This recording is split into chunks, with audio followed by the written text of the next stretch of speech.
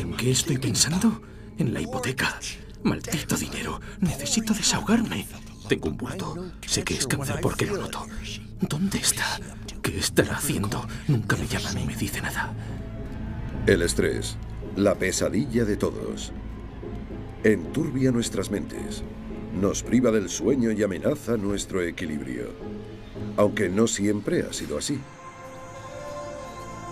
Hubo una época en que su cometido era salvarnos. Para los mamíferos, el estrés consiste en 3 minutos de terror en la sabana, tras los cuales o bien has sobrevivido o bien han acabado contigo. Pero todo ha cambiado. Lo que una vez nos ayudaba a sobrevivir, ahora es el azote de nuestras vidas. Hoy día, los descubrimientos científicos de campo Le he dado. y de laboratorio demuestran que el estrés no es una sugestión mental, sino algo que se puede medir y que es muy peligroso. No es un concepto abstracto. No es algo que se pueda ir dejando pasar. Hay que tratarlo en el momento. Los científicos empiezan a descubrir lo letal que puede ser el estrés en algunos lugares insospechados. El estrés crónico podría provocar algo tan atroz como matar algunas de las células cerebrales. Los humanos somos el mejor ejemplo del impacto del estrés. Nos encoge el cerebro, aumenta nuestro nivel de grasas e incluso altera nuestros cromosomas. El estrés, salvador, tirano, plaga. Descubrimos su cara.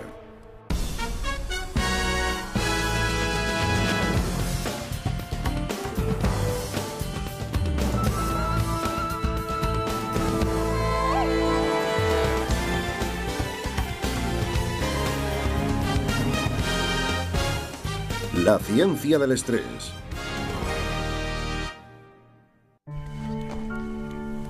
Todos tenemos una relación estrecha con el estrés. Pero poco sabemos en qué medida nos afecta, ni entendemos cómo los ataques del mundo moderno nos estresan hasta el límite de la muerte.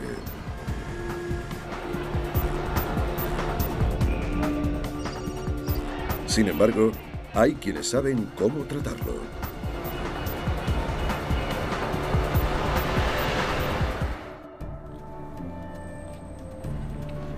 El neurobiólogo Robert Sapolsky, de la Universidad de Stanford, ha dedicado los últimos 30 años a investigar el estrés humano.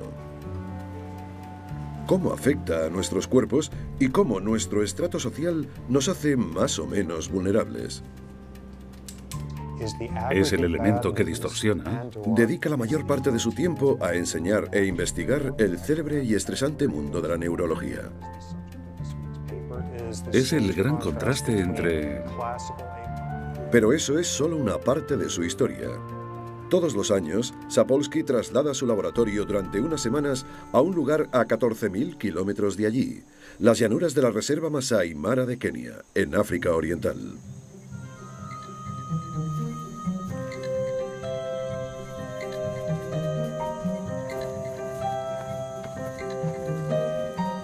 Robert Sapolsky fue por primera vez a África hace 30 años siguiendo una corazonada. Se le ocurrió que podría averiguar más cosas sobre el estrés y las enfermedades humanas investigando seres no humanos. Sabía perfectamente cuáles estudiar. Los babuinos que viven aquí dedican 3 horas al día a conseguir comida. Como solo tienen 3 horas diarias de actividad, disponen de 9 horas de tiempo libre que dedican a hacerse la vida imposible unos a otros.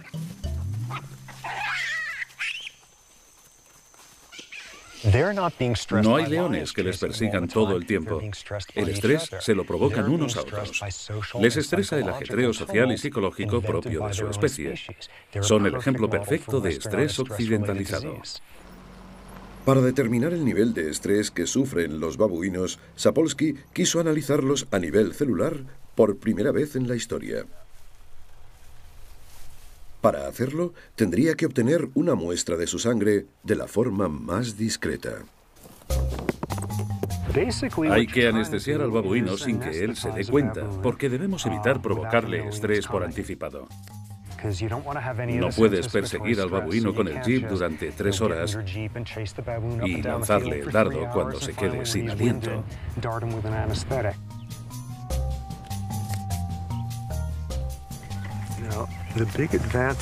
La ventaja de las cerbatanas es que son silenciosas y muy manejables. El inconveniente es su alcance.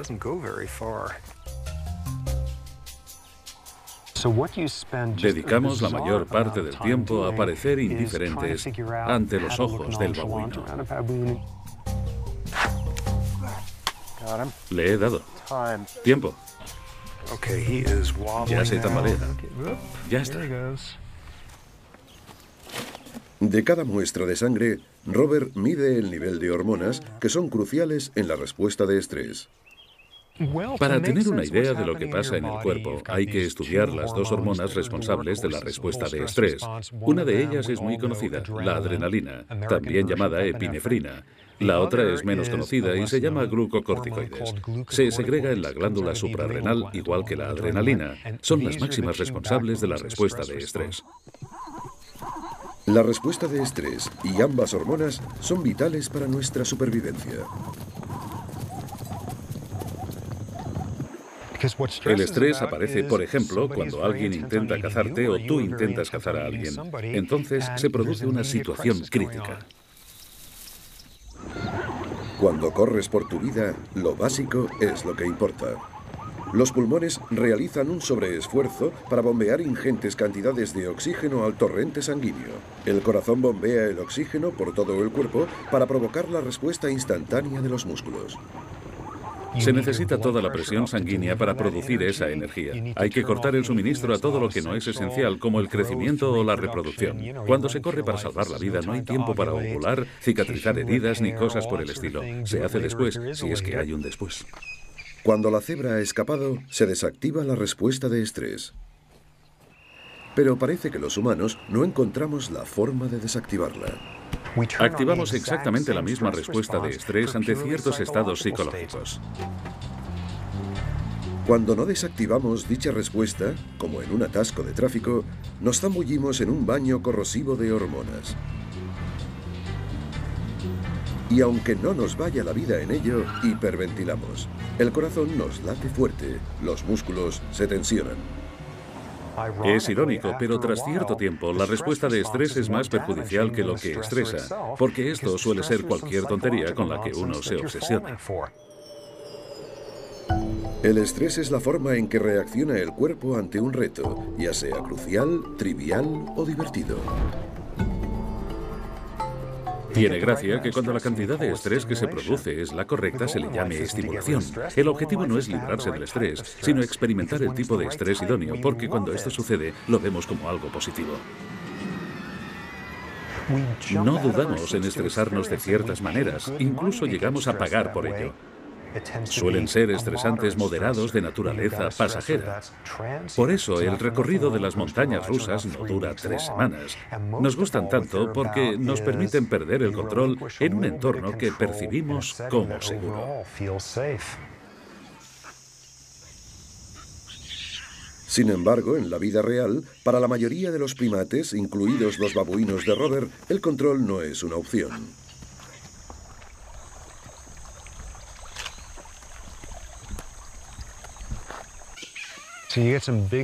Hay un macho adulto que pierde una pelea, persigue a un adolescente que muerde a una hembra adulta que pega a otro de corta edad, que arroja de un árbol a una cría y todo en 15 segundos.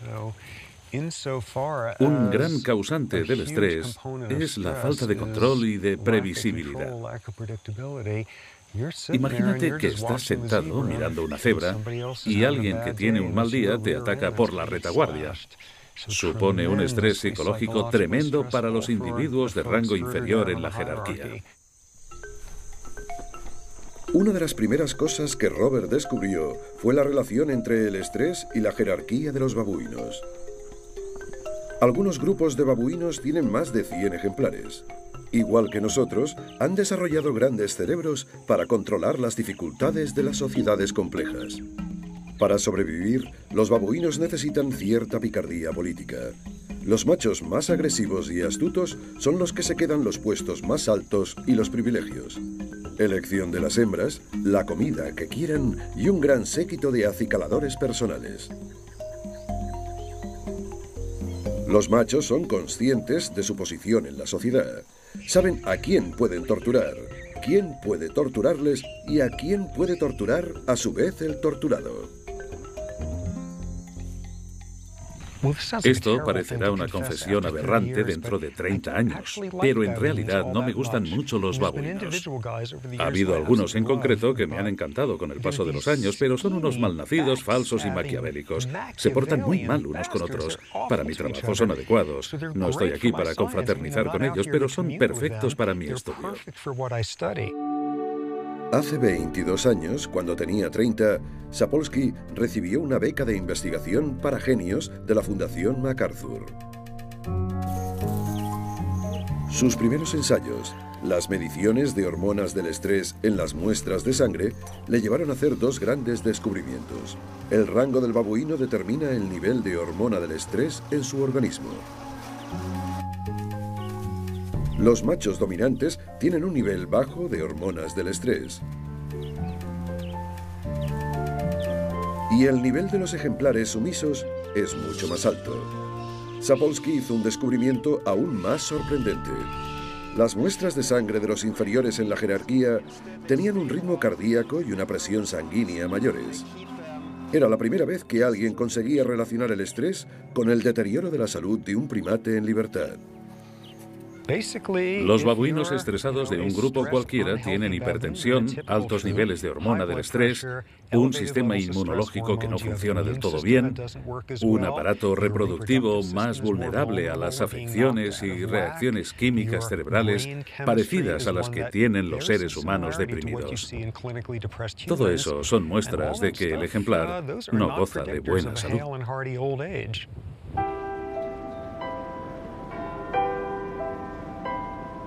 ¿Podría ser una teoría válida para otros primates? Paralelamente al estudio de los babuinos de Robert Sapolsky, el profesor Michael Marmot ha realizado otro estudio en Gran Bretaña en el que ha analizado la salud de más de 28.000 personas durante 40 años. Lo llamó Whitehall, por la zona de Londres donde se encuentra la administración pública.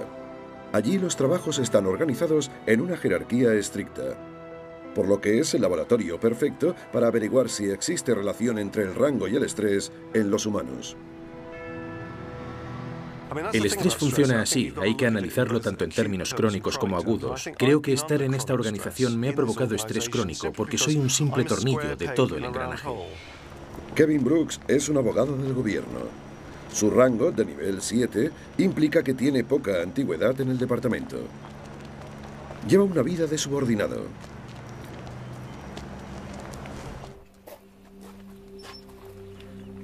Sarah Woodhull también trabaja para el gobierno, pero a diferencia de Kevin, es una funcionaria de alto rango. De una forma u otra, en el sector hay 160 personas que dependen de mí. Me gusta trabajar en la administración pública. Es un ambiente muy dinámico y puede resultar apasionante. Me gusta trabajar con mucha gente. Sí, me gusta mi trabajo. La diferencia en las percepciones supone uno de los descubrimientos más sorprendentes del estudio Whitehall. En primer lugar, hemos demostrado que cuanto más baja es la posición en la jerarquía, más riesgo se corre de tener dolencias cardíacas o de otro tipo. Los de segundo nivel mostraban más riesgo que los de primer nivel. Los de tercer nivel mostraban más riesgo que los de segundo. Y así en todos los niveles. Y es gente con trabajo estable que no pertenece al sector industrial. Pero aún así, la posición jerárquica estaba íntimamente ligada al riesgo de sufrir enfermedades y a la esperanza de vida. Ese estudio es como la piedra de Rosetta de este campo, porque se centra en la administración pública británica. Todos reciben el mismo trato médico y todos tienen los mismos servicios sanitarios, igual que los babuinos. Todos los babuinos comen lo mismo y tienen el mismo nivel de actividad. No es que los babuinos de menor rango fumen o beban demasiado, ni tampoco que los funcionarios británicos de bajo rango no vayan al médico ni se vacunen. Ambos estudios se basan en los mismos principios y ambos arrojan idénticos resultados. A ambos extremos del género de los primates ocurren las mismas situaciones con idénticos riesgos para la salud. Para los subordinados como Kevin, que lleva la vida incierta de los babuinos, siempre hay un macho alfa que destroza sus cosas y se jacta de su poder sobre los otros, sobre los desprevenidos y sobre los de bajo rango.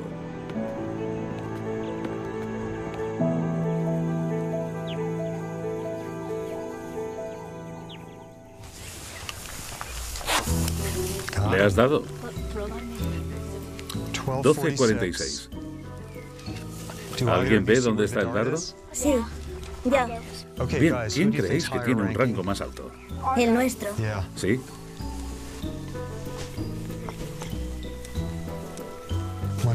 Tened cuidado para que el otro no le moleste. Esta vez, Robert ha llevado a África a su familia. Su mujer, la neuropsicóloga Lisa Sher Shabolsky, también ha investigado en profundidad a los babuinos. Por primera vez, han llevado con ellos a sus hijos, Benjamin y Rachel. Aunque parezca que duermen,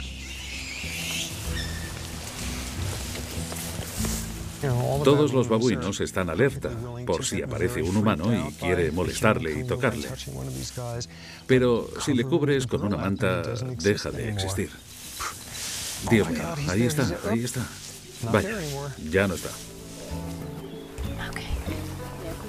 Esto no es como llevar a los niños al trabajo, pero es lo que mejor define quién soy, quiénes somos mi mujer y yo.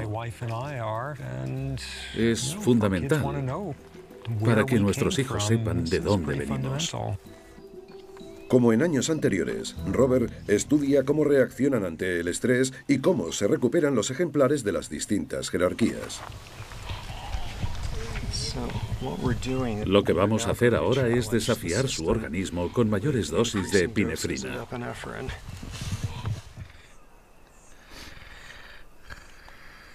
La respuesta del babuino se recoge de inmediato en una muestra de sangre, cuyos signos vitales se congelan a perpetuidad.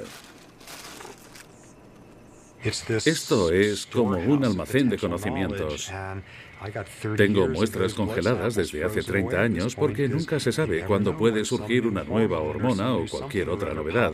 Por eso es tan importante recabar las muestras, aunque algunas sean de la época en que Jimmy Carter era presidente.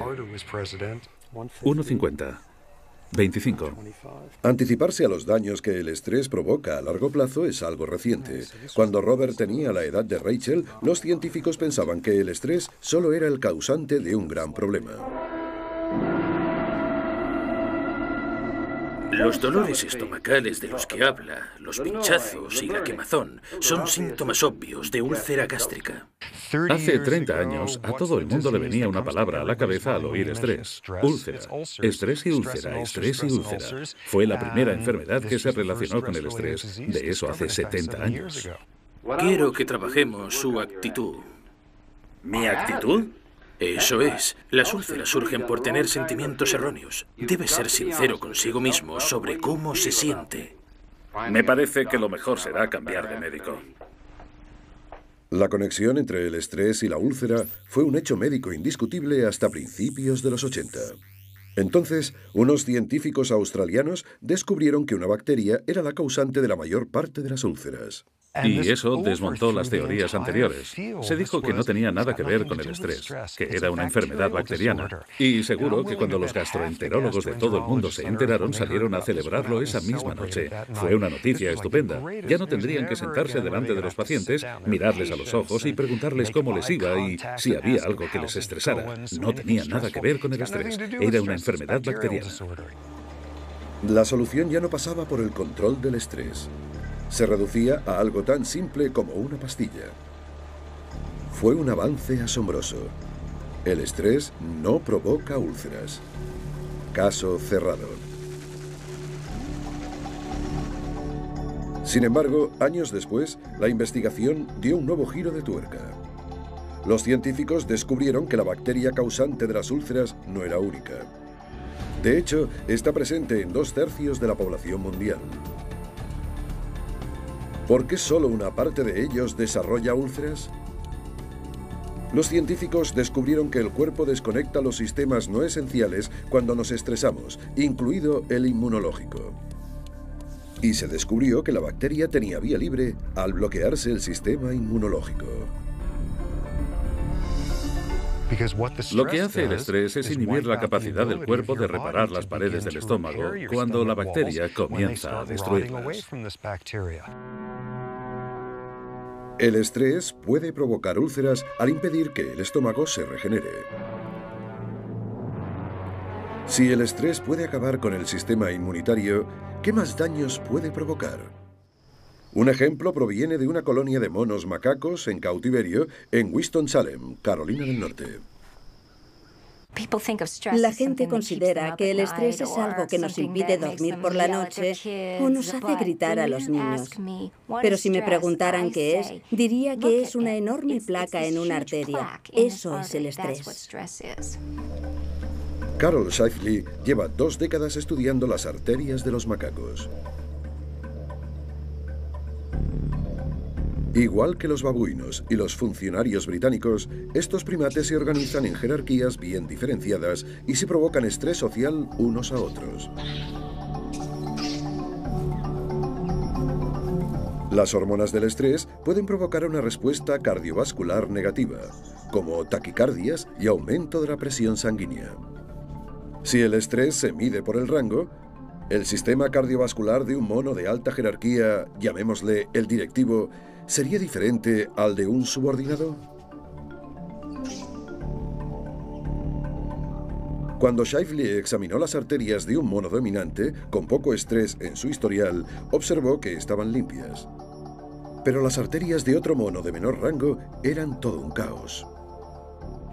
La arteria de un subordinado tiene más signos de arteriosclerosis que la de un dominante.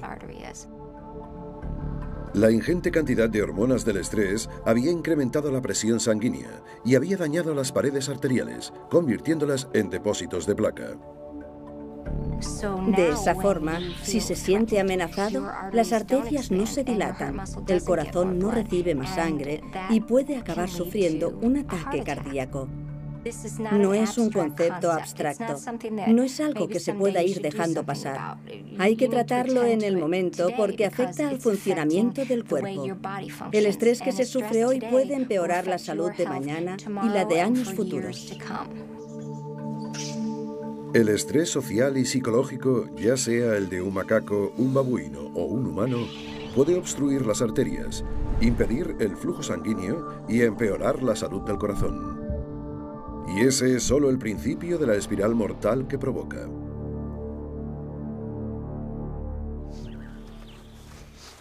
Las primeras investigaciones de Robert demostraron que el estrés puede ser la causa de afecciones mucho más graves en los humanos. Cuando empecé en este campo, me centré en lo que parecía una idea inverosímil en aquel momento.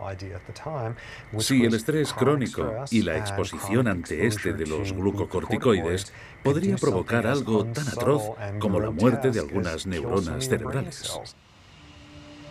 Sapolsky, como candidato a doctor en la Universidad Rockefeller a principios de los 80, rastreó los efectos del estrés en el cerebro en colaboración con su mentor, el doctor Bruce McEwen. Sometieron a un grupo de ratas a estrés crónico y examinaron sus células cerebrales. Hallaron algo sorprendente. Las células cerebrales de las ratas normales tenían grandes ramificaciones. Pero las células cerebrales de las ratas estresadas eran mucho más pequeñas. Y lo más curioso de todo era la zona del cerebro donde estaba ocurriendo, el hipocampo. En los últimos 5.000 años, la neurobiología nos ha revelado que en el hipocampo se sitúan el aprendizaje y la memoria. En las ratas, el estrés encogió la zona del cerebro responsable de la memoria. El estrés afecta a la memoria de 2 formas. El estrés crónico daña los circuitos cerebrales, por lo que perdemos la capacidad de recordar las cosas como deberíamos. El estrés agudo severo puede tener otro efecto. Lo solemos llamar el estrés te atonta, porque en periodos cortos de tiempo te impide recordar cosas que conoces a la perfección. Además de empeorar nuestra salud, el estrés nos hace sentirnos desgraciados. Carol Shifley se propuso averiguar por qué. Para ello, no empezó por la desgracia en sí misma, sino por el placer. Shifley sospechaba que había una relación entre el estrés, el placer y el lugar que ocupamos en la jerarquía social. El placer, igual que el estrés, está relacionado con la química de nuestro cerebro. Cuando un neurotransmisor llamado dopamina se libera, se une a los receptores para activar la señal del placer.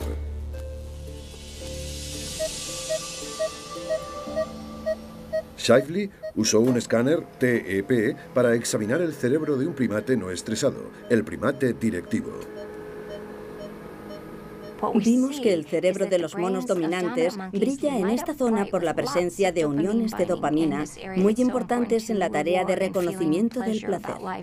Shifley examinó después el cerebro de un mono subordinado. Lo que descubrimos es que el cerebro de los monos subordinados no brillaba porque había muchas menos uniones de receptores en esa zona. ¿Por qué? ¿Qué hay en esa zona del cerebro? Cuando la dopamina escasea, se siente menos placer con las cosas que lo producen. El sol no brilla tanto, el césped no es tan verde y la comida no es tan sabrosa. Esto ocurre porque el cerebro está programado para funcionar así y funciona así porque son sujetos que pertenecen a un estrato social bajo. Un rasgo de pertenecer a un rango bajo es vivir en una realidad desafortunada. Trasladado a los humanos, hay algo aún más grave que ser pobre o de bajo estrato social.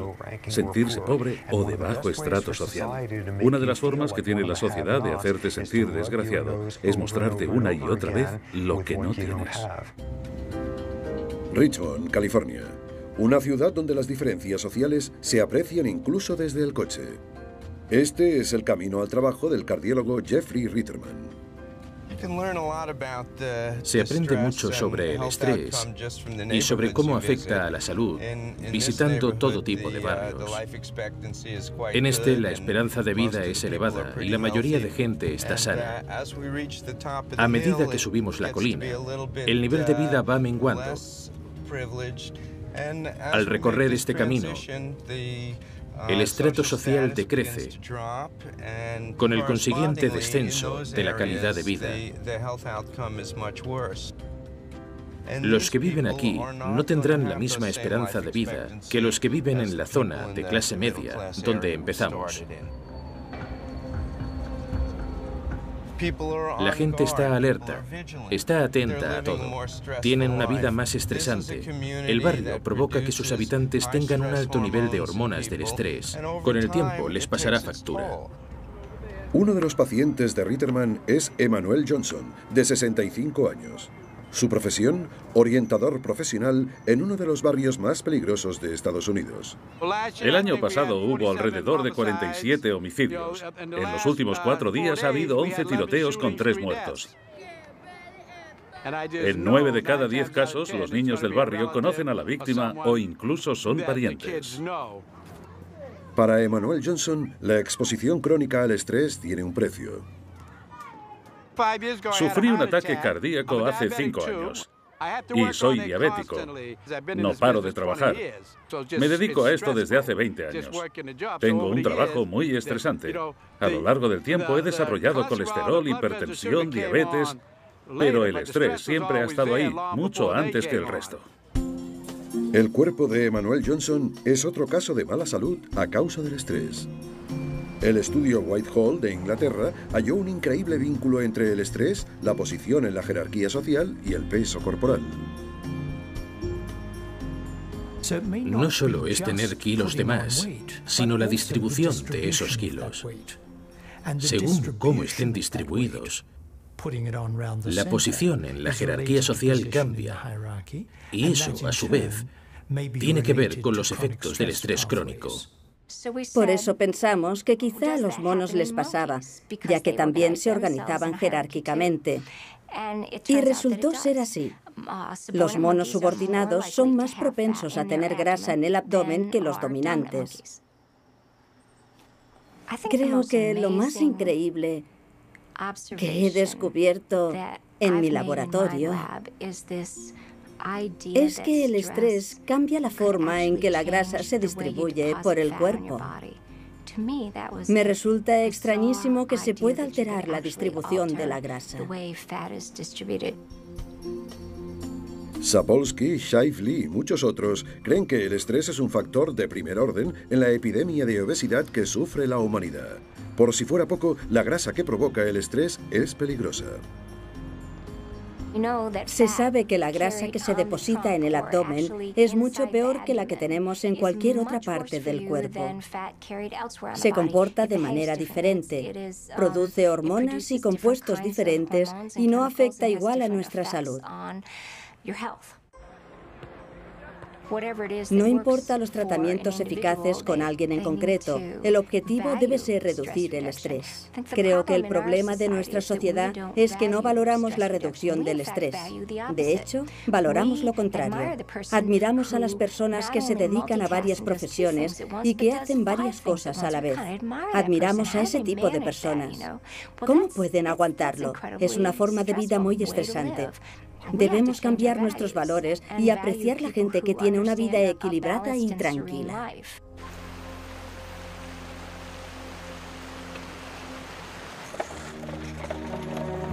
Hubo un momento crucial en la historia donde quedó manifiesto que el estrés nos afecta incluso antes de que seamos conscientes.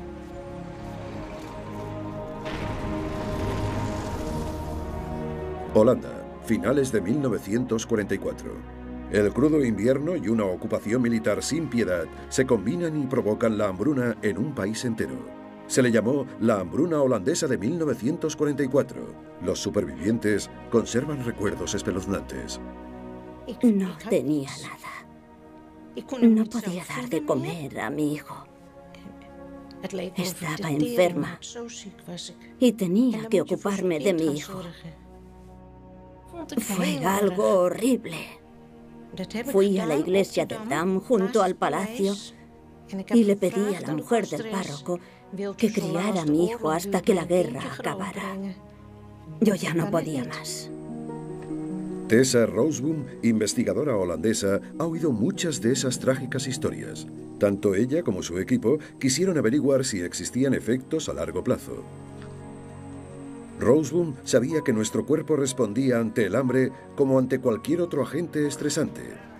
Así que se propuso averiguar si los hijos de las mujeres embarazadas durante aquella época se vieron afectados por dicho estrés.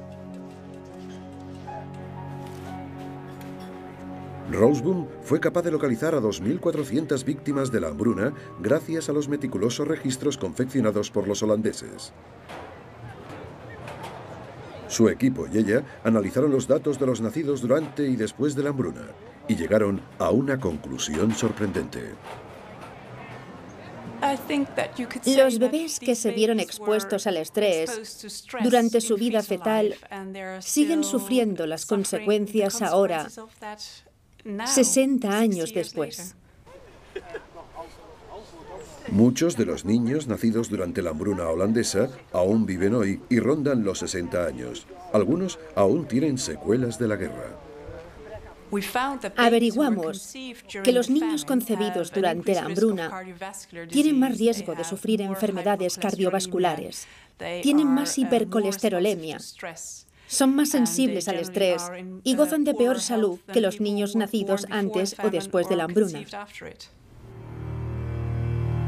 Los investigadores creen que las hormonas del estrés de la sangre de las hambrientas madres provocaron un cambio en el sistema nervioso del feto. Fue la primera confrontación de los fetos con el estrés. 60 años después, los cuerpos de los hijos de la hambruna holandesa aún no la han olvidado. Sabemos que no solo el almacenamiento de grasas es vulnerable a hechos como aquel. También lo es la química del cerebro, la capacidad de aprendizaje en la edad adulta, la capacidad de responder al estrés y de adaptarse o no a él, la facilidad para caer en depresiones, la vulnerabilidad ante enfermedades psiquiátricas. Son todos aspectos que se pueden ver afectados por una experiencia temprana con el estrés. Si tuviera elección, elegiría no ser bipolar. Pero, como lo soy, tengo que vivir con ella. Me cuesta ser flexible. Reacciono enseguida, con mal humor. El fenómeno de la hambruna holandesa de 1944 fue una experiencia que les marcó incluso antes de nacer. Un ambiente adverso y estresante puede dejar cicatrices que duren toda una vida.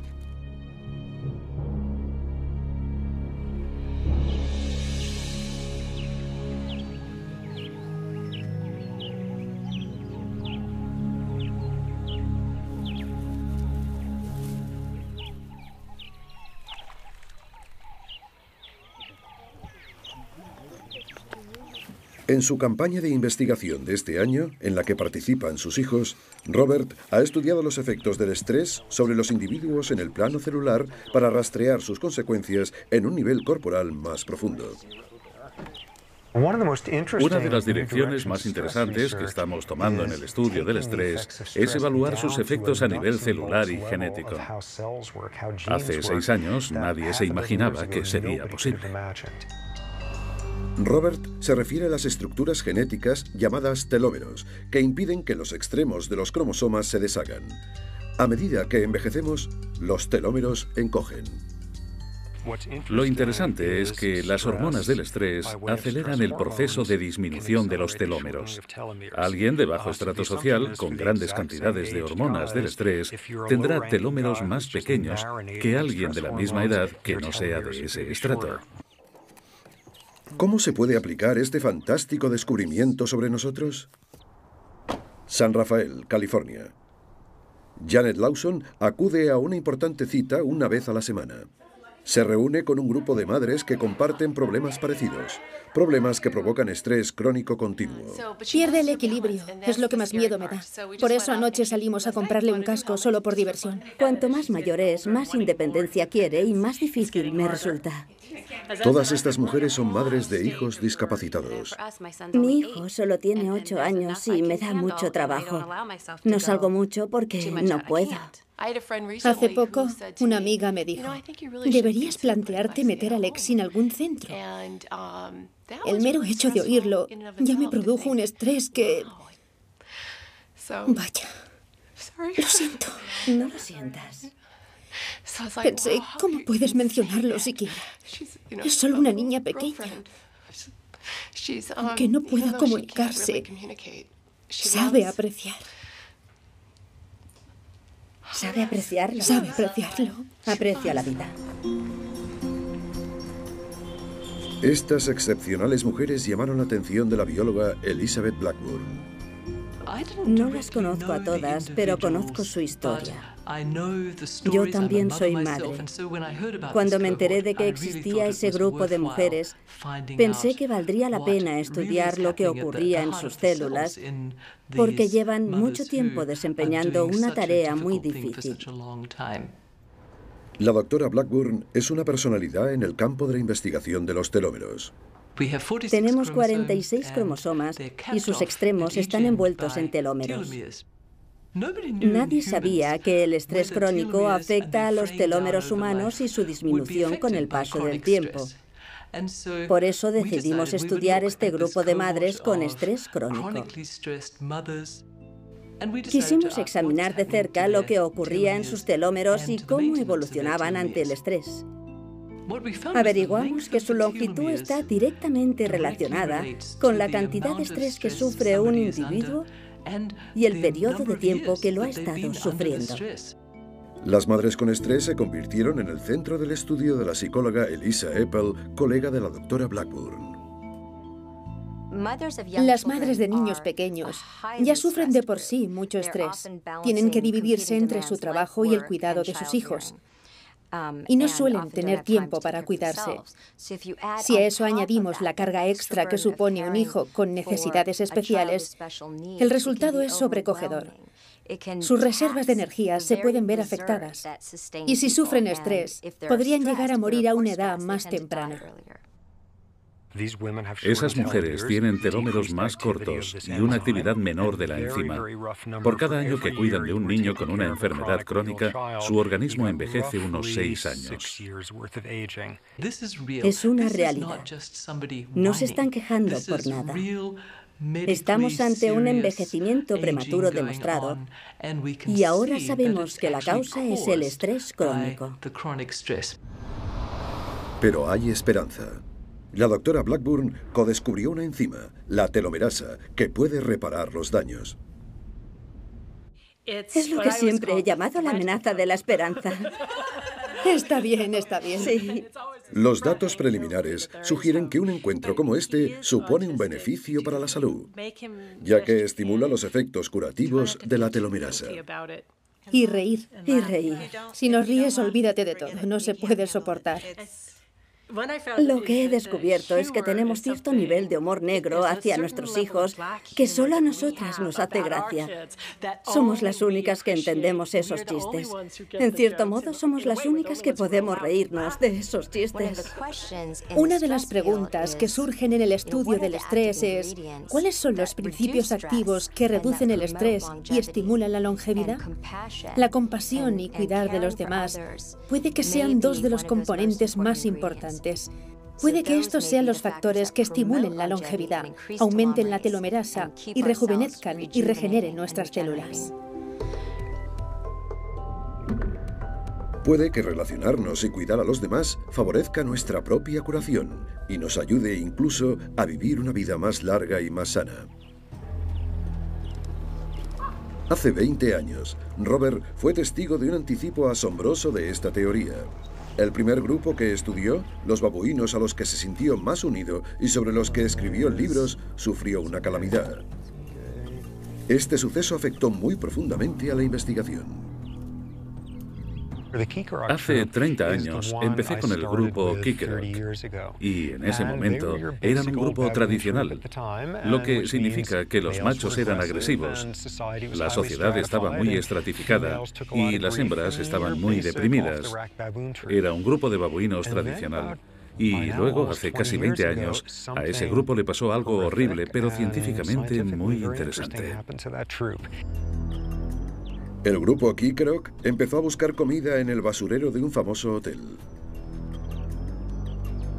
El cambio tuvo consecuencias fatales. Entre la basura había carne infectada con tuberculosis. El resultado fue que casi la mitad de los machos del grupo murieron. Me hundí en una depresión y me enfadé mucho por lo que había sucedido.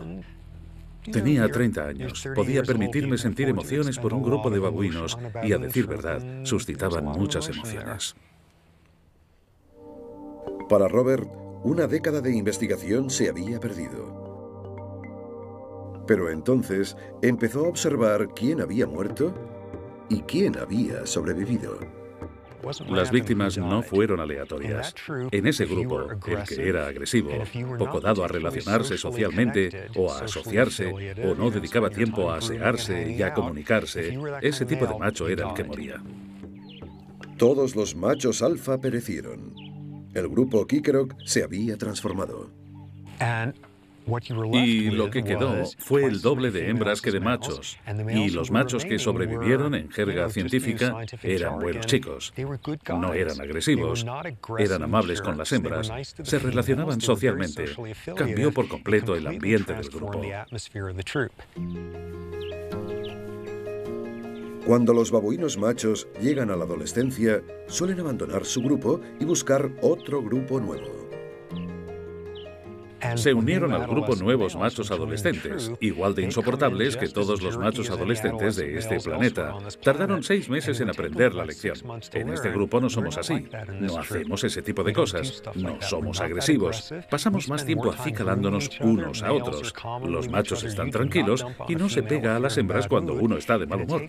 Esos machos nuevos tardaron 6 meses en aprender y asimilar ese estilo. Los babuinos tienen una cultura propia, pero este grupo en concreto ha adoptado una postura con niveles muy bajos de agresión y niveles muy altos de asociación. 20 años más tarde siguen haciendo lo mismo. La tragedia había supuesto una lección fundamental para Robert. No solo sobre las células, sino también sobre cómo la ausencia de estrés podía afectar a la sociedad. ¿Tenían estos machos los mismos problemas de hipertensión? No. ¿Tenían estos machos los mismos problemas con la química del cerebro relacionada con los niveles de ansiedad y las hormonas del estrés? No tantos. No se trata de tu posición, sino de lo que tu posición signifique en la sociedad. Y lo mismo les ocurre a los humanos, con solo una ligera variación. Pertenecemos a múltiples jerarquías. Puedes tener el peor trabajo de una empresa, no tener autonomía, ni control, ni previsibilidad. Pero si ese año eres el capitán del equipo de softball, dispones de muchos medios psicológicos para estipular que solo es un trabajo de 9 a 5 y que el mundo no se rige por eso. El mundo se rige por el softball. Soy el capitán de mi equipo y la gente me mira con respeto. Acabas determinando que eres el jefe de la jerarquía que te importa.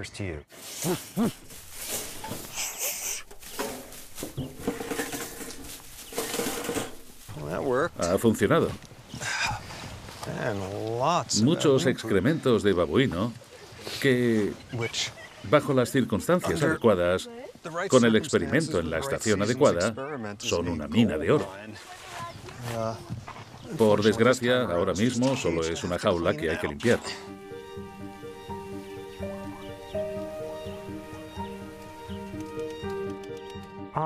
Llevo 30 años estudiando el estrés y hasta me atrevo a decirle a la gente que tendrían que vivir de diferente manera, de modo que supongo que yo tendría que haberlo puesto en práctica. Pero la realidad es que estoy sometido a un estrés increíble. Mi personalidad es de tipo A y no doy abasto. ¿Por qué si no estudiaría este tema 80 horas a la semana? No me cabe duda de que mis consejos perderán toda su credibilidad si muero de un ataque al corazón a los 50.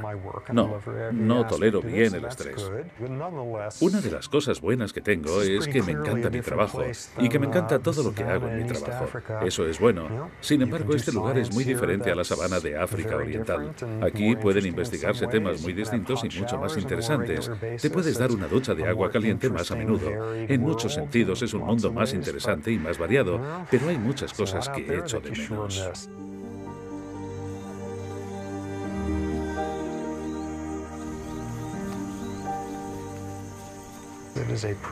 Es un lugar milagroso en el que todas las comidas saben bien y eres 10 veces más consciente de cualquier sensación. Es casi imposible venir todos los años aquí y no sufrir un cambio en el metabolismo ni en el carácter. Aquí soy más extrovertido, soy mucho más feliz. Es muy difícil no ser feliz aquí.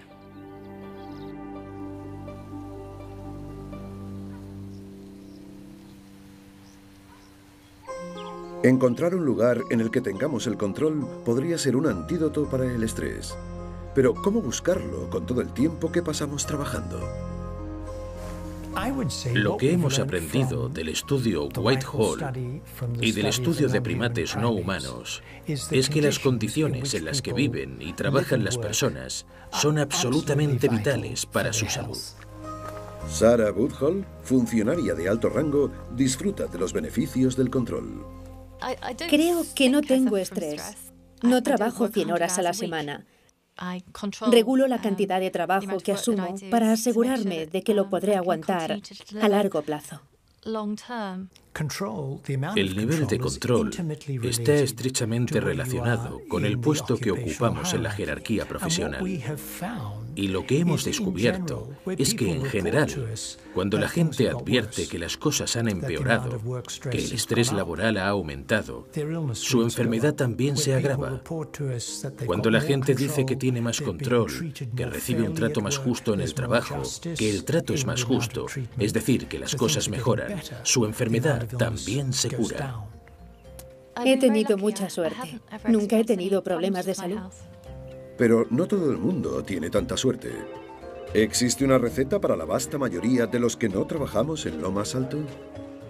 Hay que implicar más a las personas en su trabajo, dar más importancia a lo que hacen y recompensar más el esfuerzo que hacen. Entonces, no solo se respirará mejor ambiente en el trabajo, sino que será un lugar de trabajo más productivo.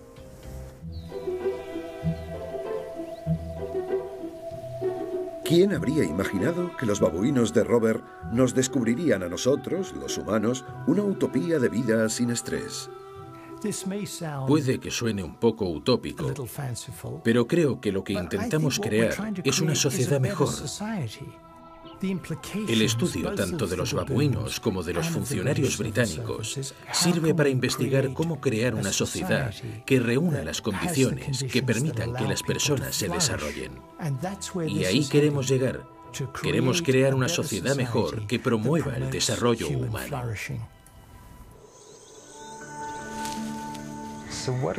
¿Qué pueden enseñarnos los babuinos a las personas normales? Que no hay que morder a nadie por tener un mal día, que no hay que excluirlos de ningún asunto, que la asociación es muy poderosa. Y eso lo dice alguien que vive en un mundo en el que domina la ambición, el instinto, la conducta tipo A y toda esa clase de cosas. Estas cosas son muy importantes. Una de las mejores maneras de socializar consiste en dar en lugar de recibir. Y todas estas cosas crean un mundo mejor.